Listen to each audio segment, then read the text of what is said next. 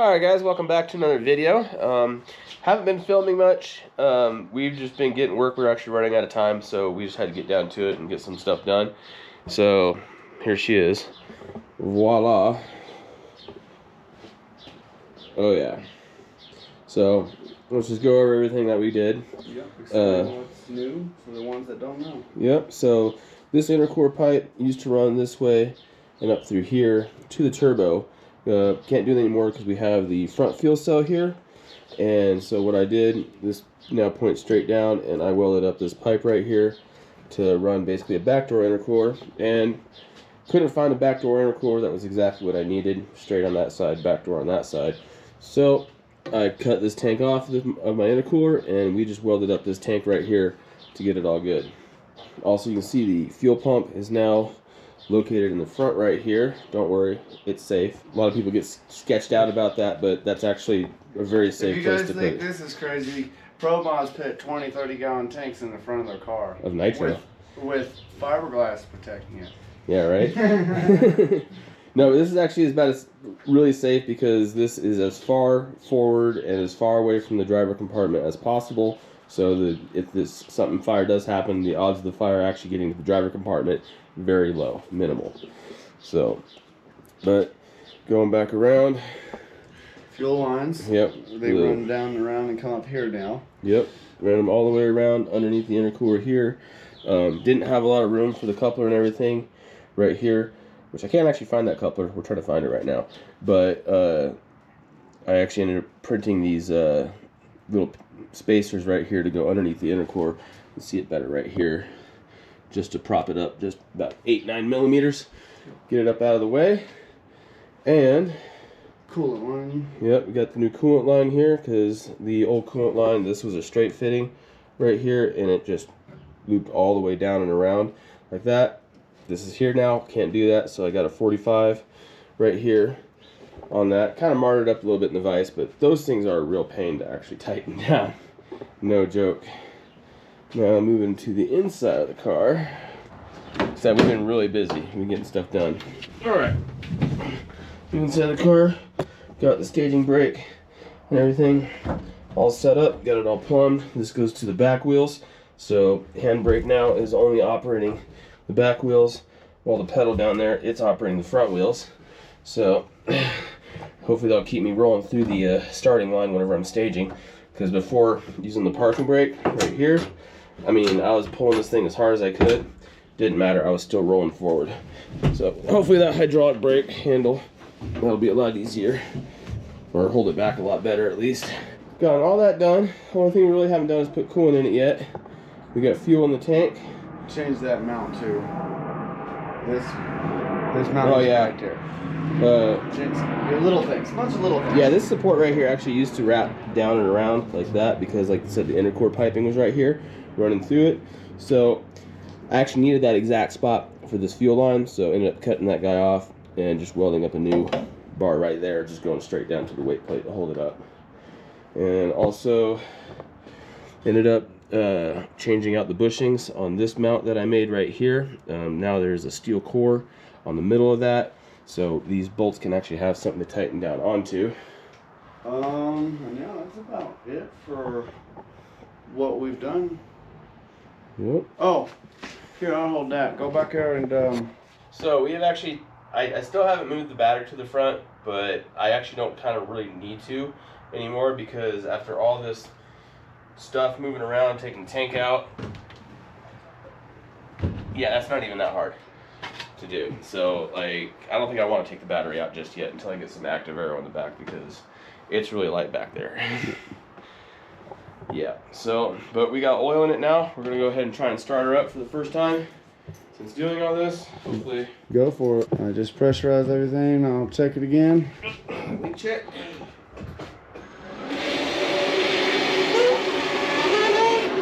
Again.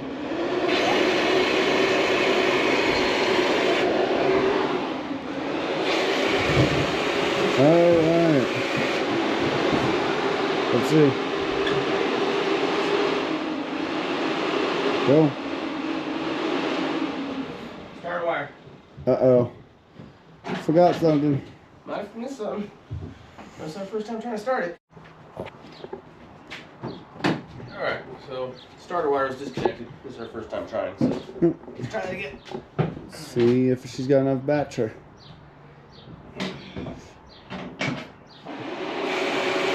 Go ahead. Whoa. What the f happened? You're going to see that on camera. Hold up. There was a big old spark right here. Something popped. It's not getting good ground. Yeah, something did something right here. Right. Something that's tight, but something flashed right here. Like it arced, it sparked. That's the only thing. So we had to take this off, kind of just move it a little bit, check the battery. Let's see if it'll start now. It'll start.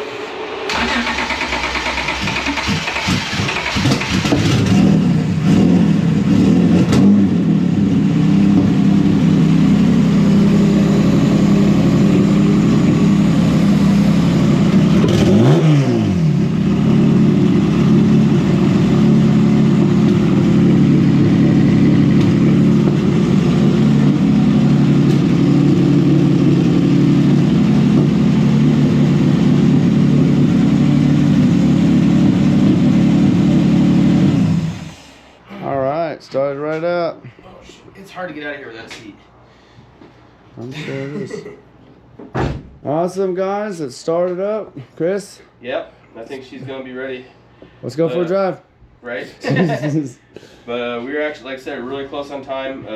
There's a Friday night drag this Friday, actually, and I'm trying to get down to it. So it's kind of a race against time, race against the clock. All we need now is a coupler. Yep. It's around here somewhere, but I'm just going to buy a new one, I guess. Somewhere.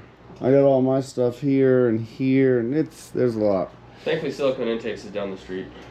Hey, everybody. So, we managed to get the car all put together really as best we can. And we managed to sneak down to Test and Tune, Pella Motorsports Park. Yep. So I'm gonna get all suited up and we're gonna get ready and we're gonna see what this baby can do.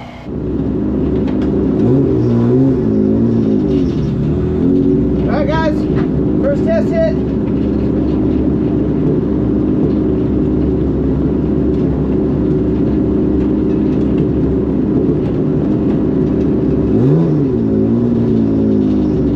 See how we do. Good, solid.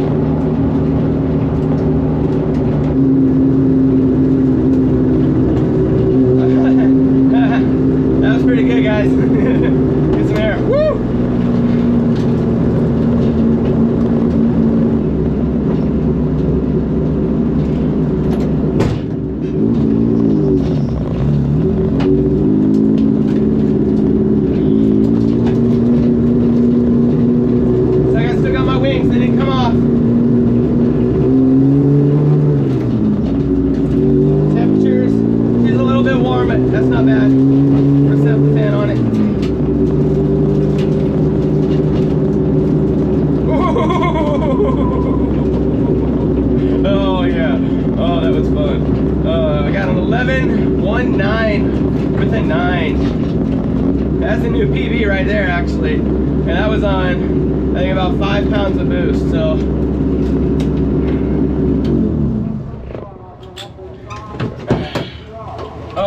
staging brake work.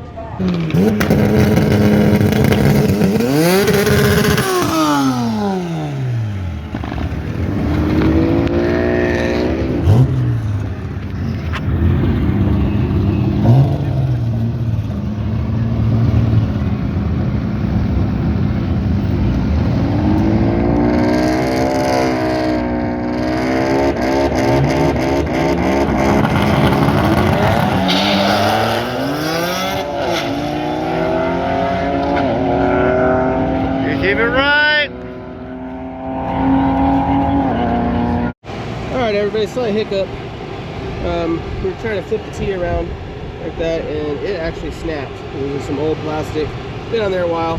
We didn't have a T to fit, so I grabbed another T that we had lying around for something else, and just put some electrical tape around each end to make it fit in there. So we're gonna try to turn the power up a little bit more. Yep. We'll see if we can get another PB. All right, here we go. Turn it up. Give it all this T can handle.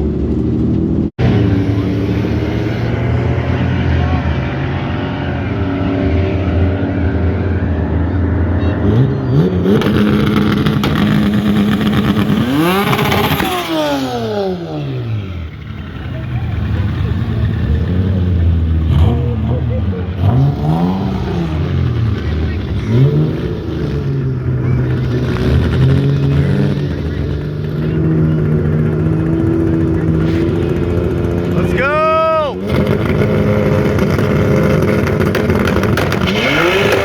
Let's go, baby! Give it hell!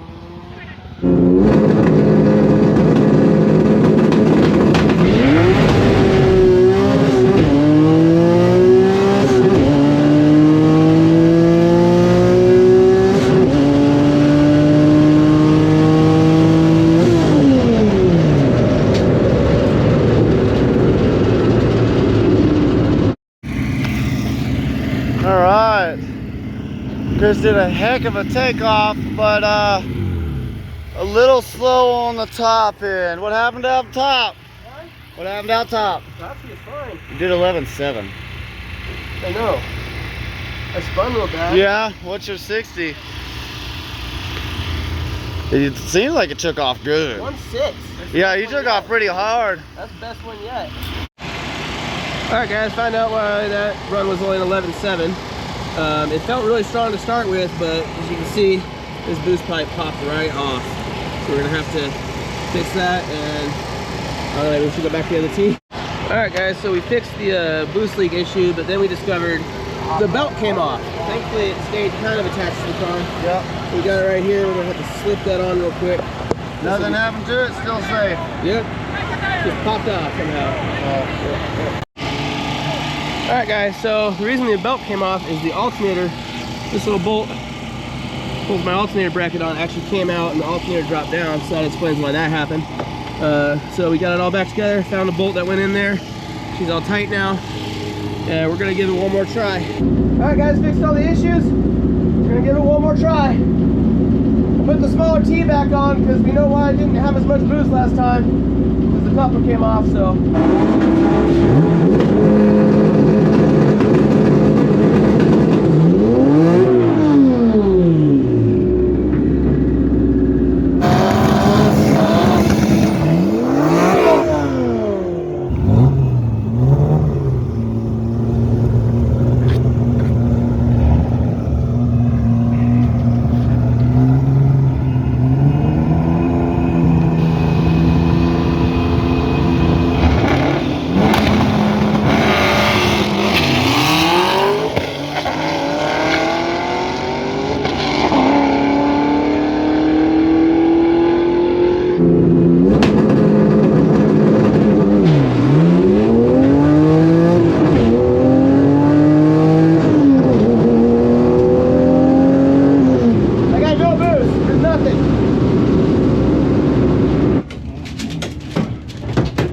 No boost, nothing.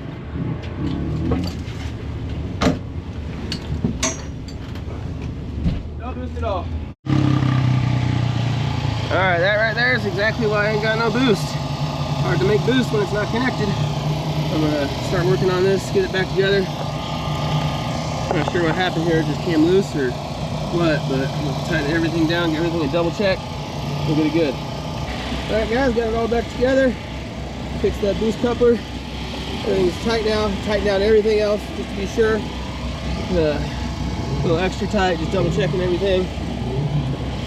Have to use the cell phone light right now just because the generator went out. We ran out of fuel in it.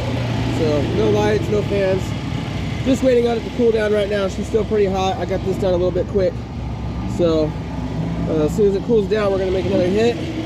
This time she'll get some boost and hopefully I make some power.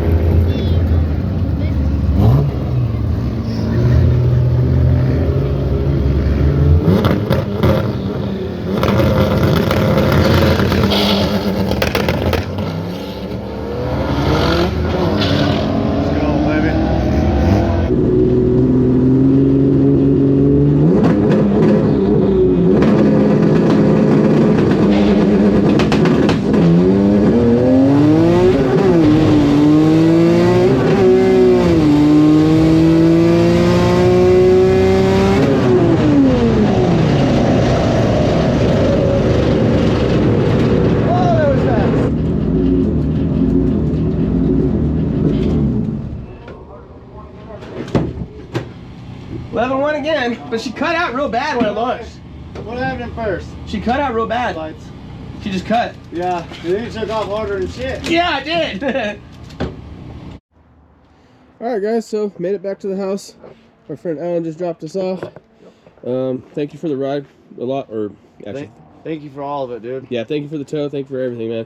We wouldn't be able to get down there if it wasn't for our friend Alan and his trailer. So, as you saw, that last run didn't quite go as planned. For some reason, the two-step stayed stuck on all through first gear. I don't know why. When I put it in second, and then it finally went. And it took off. It took off hard. It actually pulled harder than I've ever felt. It actually had the highest mile an hour too. Yeah, I was at 136 with the 11.1. That would have been way faster and easily a 10. Like that would have been like a mid 10 if I didn't bog out at the start there. But got it all back to the house. I'm just really happy these little wings here didn't break off. Proved their worth right there. And, oh, man, how's the night? So my best time was an 11.107 at 132 miles. 108. Yeah, an 11.108 at 132 miles an hour. She's inspecting. Here, watch out. That's the supervisor. Yeah, that's the supervisor right there. But 11.108 at 132 miles an hour, and whenever I did the, when it bogged out on the start, it actually did 136 miles an hour at 11.17. So that still was pretty quick, but that would have been way faster had it not bogged out on the very beginning. What was it we did earlier? We did the math, because that one was the what, 111? 11.1... What was it? 11.1 what? Huh? So when we did the math, 11.17. You made up the time in the big end. Yeah. So if you wanted to have that hiccup, that would have been a 10.92. Yeah, and that wasn't even full power. That was only that was on a small T, so that was about maybe 600 horsepower. Somewhere in the 550, 650. Give it that 100 horsepower. Well, the 5 psi is on no T is about 540. So that was about like maybe 600, a little bit more horsepower. So she's still got a lot more in her. But like I said, I was just trying to focus on the 60 foots, trying to get her all good, trying to learn how to drive this thing all over again because she is very different. But it is really late, actually. It is about midnight, almost 1 o'clock. I'm tired. It is late. We're going to take off. Whew. That was crazy. But I got to thank you all for watching. This has been just absolutely nuts. Shit. Heck yeah, we're going to keep on ripping. We're going to keep on making content, and this thing's just going to get faster and faster and faster. Yeah, and apparently if I just put the wastegate, if I put the turbo just on the gate, it'll be pretty much perfect for PFI Speedfest in the 11.5 class. Because she does, I just got let off a little early, that's all. But we're going to take off, go to bed. You guys have a good night. Peace.